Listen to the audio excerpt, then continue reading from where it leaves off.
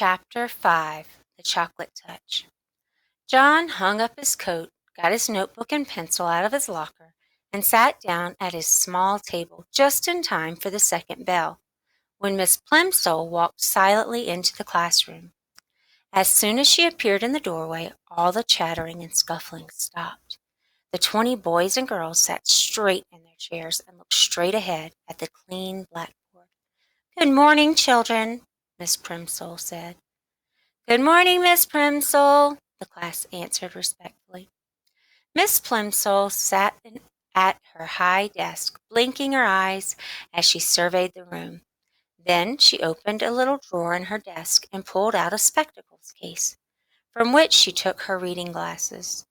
She removed her long-distance glasses, put on her short-distance glasses, snapped shut the spectacles case, replaced it in the drawer, shut the drawer, tilted her head forward so that she could look over the glasses on her nose, and said, "This morning, children, we are going to have an important test."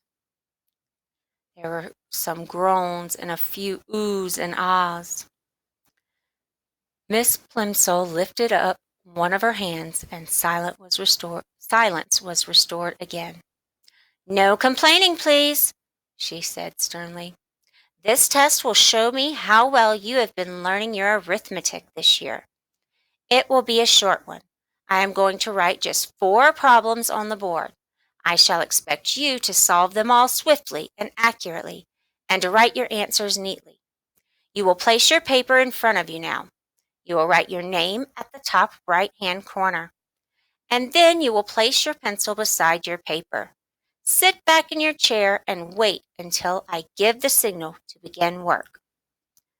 Miss Plimsoll turned to the blackboard and began chalking up the test problems. Test always made John nervous. Besides, his lips were feeling dry, and the taste of chocolate was strong in his mouth. He raised his hand. "Yes, John?" Miss Plimsoll asked. "Please, may I go get a drink of water? Please, Miss Plimsoll?" he asked in a small voice. "Very well. Hurry back. We're going to start in a few minutes."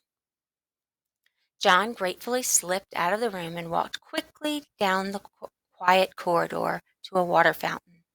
His tongue felt thick with chocolate, and the cold water would be refreshing.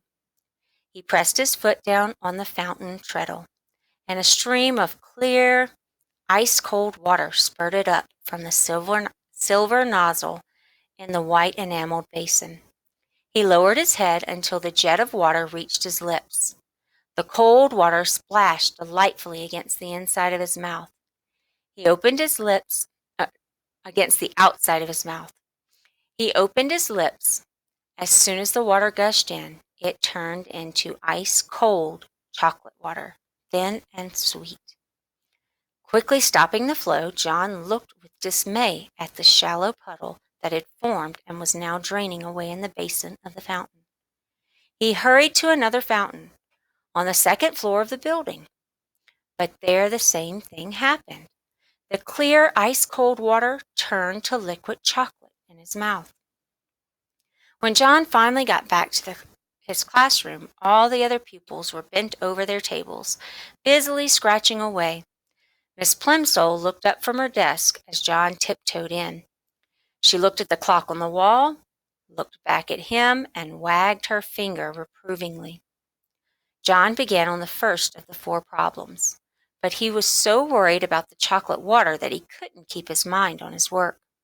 By the time he was ready to start the 4th problem, the other boys and girls were already putting down their pencils and straightening up and smiling at each other.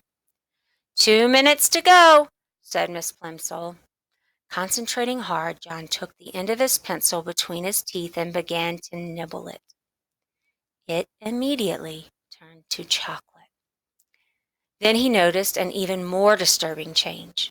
Although he had taken the pencil out of his mouth as soon as the first piece of chocolate had crumbled off, the pencil was continuing to change to chocolate. The chocolate was slowly but steadily moving down the pencil, replacing the wood and the lead inside, changing it into a chocolate pencil before John's very eyes. The magic, for John now knew that his power must be magic, was apparently getting stronger. By the time the whole pencil had changed from red, yellow, and black to dark brown, Miss Plimsoll was announcing that only a few seconds remained in which to write down the final answer. "Just a minute," John pleaded. "Shh!" Miss Plimsoll cautioned him, holding a finger up to her mouth. "Shh!" chorused the slow workers, who were becoming almost as excited as John. But John felt worst of all.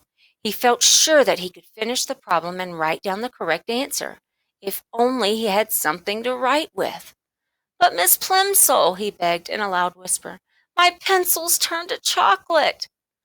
"Hush, John," Miss Plimsoll said. "I'll speak to you after the bell." John tried to write with his changed pencil, but the point was too soft, and he only succeeded in making a chocolate smear where he should have written 72. And that is the end of chapter 5.